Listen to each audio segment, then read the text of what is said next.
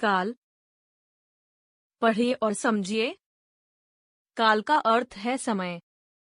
हम कोई न कोई काम करते रहते हैं जो क्रिया कहलाता है और इसी क्रिया के होने के समय की जानकारी काल देता है। अर्थात जिस समय में काम किया जाता है वही उसका काल होता है। नीचे लिखे वाक्यों को ध्यान से पढ़िए। 1. अंकुश गाना गा रहा था। समय जो बीत गया भूतकाल। 2. अंकुश गाना गा रहा है। समय जो चल रहा है वर्तमान काल। 3. अंकुश गाना गाएगा। समय जो आएगा भविष्यत काल। पहले वाक्य से ज्ञात हो रहा है कि अंकुश अब से पहले गा रहा था। दूसरे वाक्य से ज्ञात हो रहा है कि अंकुश अभी गा रहा है और तीसरे वाक्य से ज्ञात हो रहा है कि अंकुश बाद में गाएगा।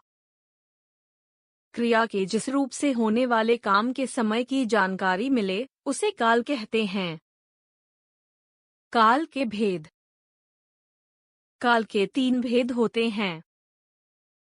काल के भेद: भूतकाल, वर्तमान काल, भविष्यत काल। क्रिया के जिस रूप से कार्य के बीते हुए समय में होने की जानकारी मिले उसे भूतकाल कहते हैं। जैसे चीकू ने पुस्तक पढ़ी। क्रिया के जिस रूप से कार्य के वर्तमान समय में होने की जानकारी मिले उसे वर्तमान काल कहते हैं। जैसे चीकू पुस्तक पढ़ रहा है। क्रिया के जिस रूप से कार्य के आने वाले समय में होने की जानकारी मिले उसे भविष्यत काल कहते हैं। जैसे चीकू पुस्तक पढ़ेगा। अब तक हमने सीखा। काल का अर्थ है समय। क्रिया के होने के समय को काल कहते हैं।